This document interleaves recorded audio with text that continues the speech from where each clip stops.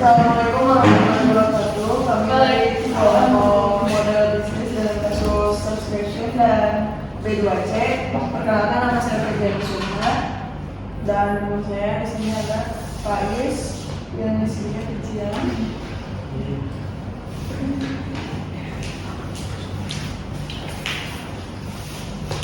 Pertama ada Netflix. Untuk Netflix, latar belakangnya adalah layanan streaming acara TV dan film yang berbasis langganan sangat populer dan digandrungi banyak orang. Terlebih lagi di saat pandemi COVID-19, layanan ini semakin diminati banyak orang untuk menghabiskan waktu di rumah. Bicara mengenai layanan streaming acara TV dan film, maka hal ini erat kaitannya dengan Netflix. Netflix merupakan perusahaan penyedia layanan streaming online yang berpusat di Los Gatos, California. Berdasarkan CNBC, pada tahun 2021, jumlah pelanggan Netflix secara global pada kuartal 3 tahun 2021 berjumlah 214 juta.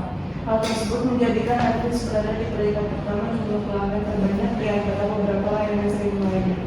Kesuksesan tersebut menjadi bukti bahwa Netflix mampu mengembangkan perusahaan dengan baik. Kesuksesan tersebut membuat kita bertanya-tanya bagaimana Netflix mampu mengembangkan perusahaan sedemikian rupa sehingga menjadikan perusahaan nomor satu dalam jasa layanan streaming online. Di sini ada mengantisipasi perkembangan teknologi. Mungkin banyak orang yang tidak tahu bahwa Netflix telah berdiri sejak tahun 1997. Sebelum menjadi perusahaan raksasa seperti saat ini, Netflix merupakan perusahaan yang menjual dan menyewakan DVD dengan sistem digital dan keanggotaan untuk menjadi pelanggan. Pada tahun 2007, Netflix mengubah bisnisnya menjadi layanan streaming online. Perubahan bisnis tersebut tidak dilakukan secara tiba-tiba begitu saja. Di saat bisnis rental DVD Netflix berada di puncak kesuksesan, Netflix telah memiliki rencana untuk masuk ke bisnis streaming online. Namun, Netflix hanya bisa menunggu perkembangan teknologi. Hingga pada akhirnya di tahun 2007, di saat teknologi internet telah berkembang pesat, Netflix akhirnya menunjukkan layanan streaming online di Amerika Serikat dengan program layanan yang berlisensi Studio Hollywood. Sejak saat itu, bisnis Netflix semakin tumbuh. Di sisi lain, penjualan DVD semakin menurun. Perubahan menjadi streaming online menjadikan Netflix dapat dengan mudah mengekspansi pasarnya. Tahun 2010, Netflix pertama kali melakukan ekspansi internasional ke Kanada dan terus melakukan perkembangan ke berbagai negara. Hingga saat ini, Netflix telah mampu menyediakan layanan streaming di lebih dari 190 negara. Seperti yang telah disinggung sebelumnya, perubahan paling besar yang dilakukan Netflix yaitu mengubah bisnisnya menjadi bisnis layanan streaming online. Namun, Netflix tidak berhenti begitu saja. Setelah melakukan perubahan besar, Ins.com pada tahun 2021 melansir Netflix mengembangkan bisnisnya untuk memproduksi berbagai TV series dan film. Beberapa TV series dan film produksi Netflix dan masih banyak lagi. Yang sangat sukses adalah Stranger Things, House & Card, Bridgerton, dan masih banyak lagi. Pengembangan bisnis yang dilakukan Netflix dapat dikatakan sangat beresiko, namun nyatanya Netflix dapat berhasil melakukannya. Tidak berhenti begitu saja, Netflix selanjutnya melakukan pengembangan konten dengan menambahkan konten internasional untuk penonton dari berbagai negara. Netflix bahkan menjadi produsen dan distributor TV series dan film dari berbagai negara seperti Korea Selatan, Prancis, Inggris, dan sebagainya. Terbuka pada karyawan tidak hanya faktor lingkungan, karena kesuksesan Netflix didorong oleh sumber daya manusia sebagai penggerak roda bisnis perusahaan. Dalam menggerakkan roda bisnis, Netflix turut mengikuti serta para karyawan saat mengambil keputusan. Netflix meyakini karyawan akan melakukan apa yang menurut mereka baik untuk Netflix dengan memberi mereka kebebasan, kekuatan, dan informasi untuk mendukung keputusan yang mereka ambil dengan memberikan keleluasaan, maka karyawan akan merasa bertanggung jawab untuk memberi pekerjaan yang baik dan bernilai positif kepada perusahaan. Hal serupa juga diungkapkan Fumin dan Pulles yang menyatakan bahwa keterlibatan karyawan dalam mengambil keputusan akan memberi dampak positif kepada perusahaan, seperti mengambil keputusan yang lebih cepat dan lebih responsif, meningkatkan kinerja dan meningkatkan kepuasan karyawan. Dalam proses pengambilan keputusan, Netflix sangat mendapatkan transparansi informasi kepada seluruh karyawan. Cara yang dilakukan Netflix adalah dengan berbagi dokumen secara internal. Hampir setiap dokumen sepenuhnya terbuka dan dapat dibaca maupun dikomentari oleh siapa saja, baik dokumen terkait keputusan, strategi persaingan dan diuji produk terbuka untuk dibaca oleh semua karyawan. Seringkali Netflix dihadapi pada peristiwa kebocoran dokumen, tetapi Netflix menganggap nilai karyawan memiliki informasi dan pengetahuan tinggi lebih berharga dibandingkan dengan kebocoran dokumen-dokumen internal.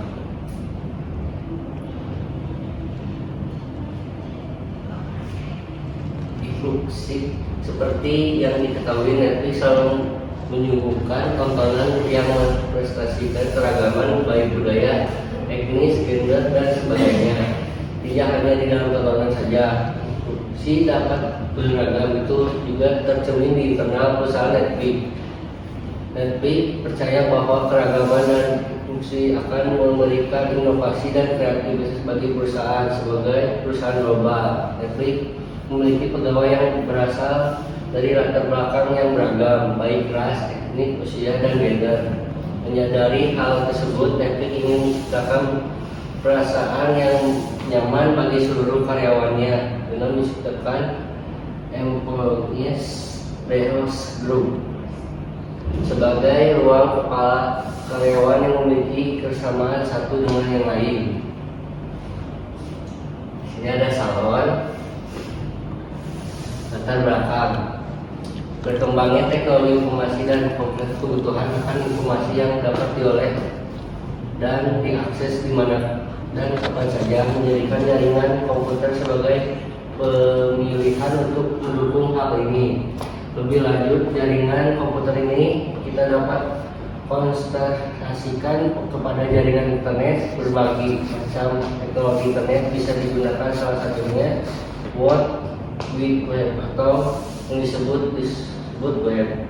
Pada perkembangan selanjutnya, web dapat menjadi alat bantu yang tidak hanya menyediakan informasi namun juga mampu untuk mengolah informasi, salah satunya dengan cara menciptakan kegiatan bisnis B2C yang mencakup kegiatan transisi yang dilakukan secara elektronik, khususnya lewat internet atau online.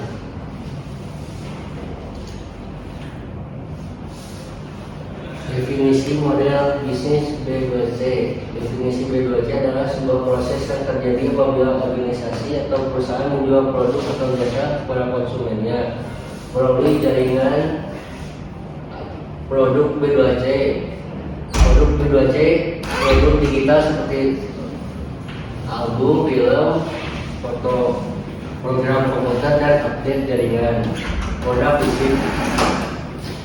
Penjualan dapat membuat melalui internet, namun pengiriman harus diatur perpegangan surat pribadi perusahaan. Pengiriman barang secara tidak langsung membantu penjualan e-commerce.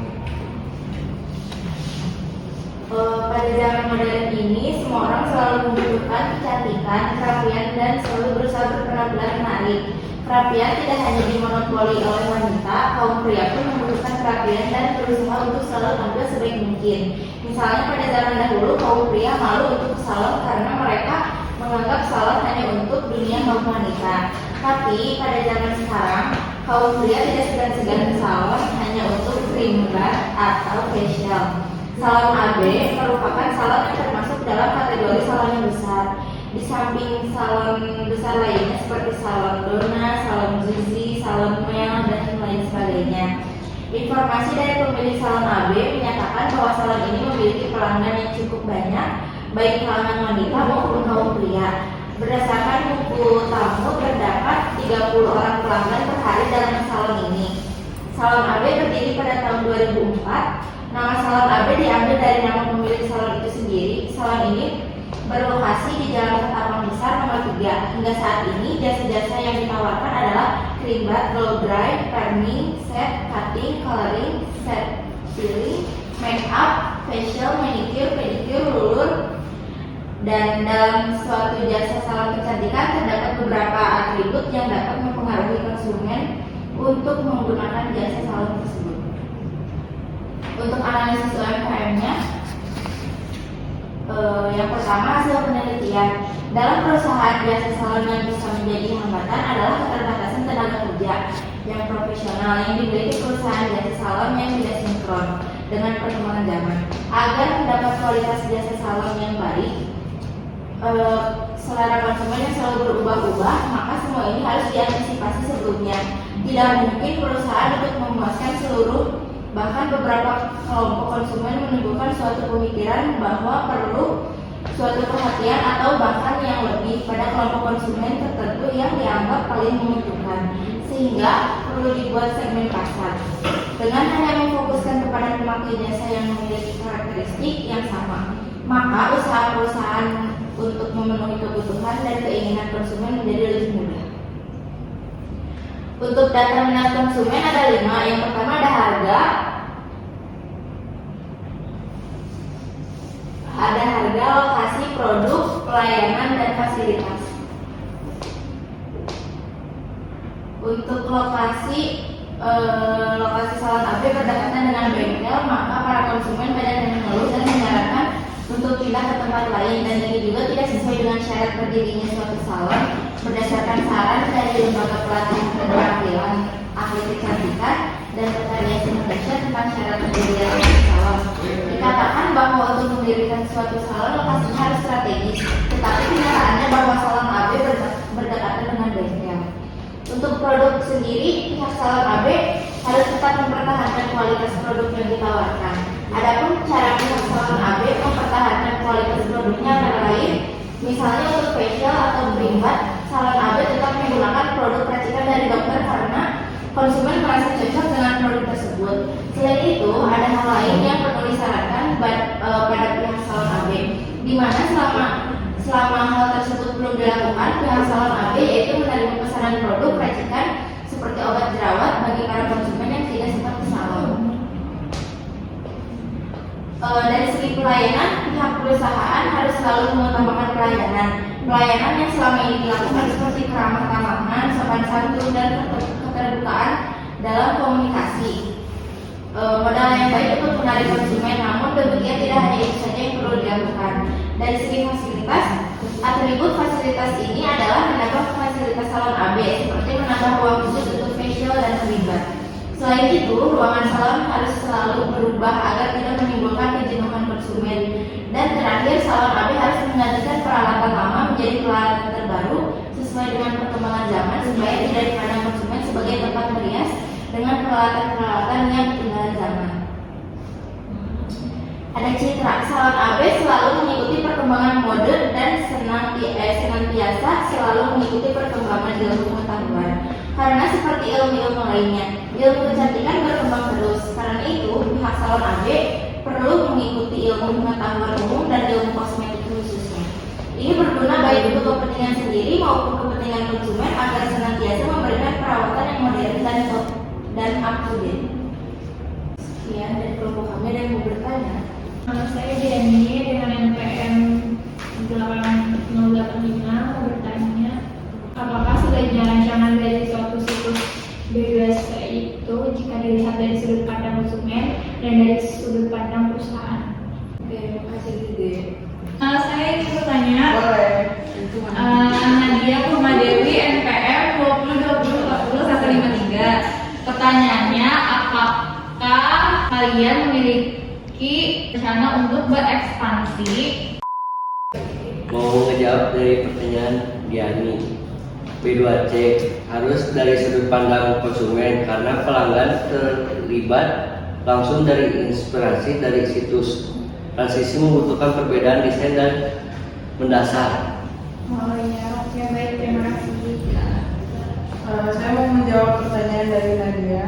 Jawabannya, rencana untuk berekspansi sebagai pebisnis salon yaitu membuka cabang baru. Untuk itu harus menentukan lokasi tujuan ekspansi salon. Apakah cukup, Nadia? Cukup. Terima kasih.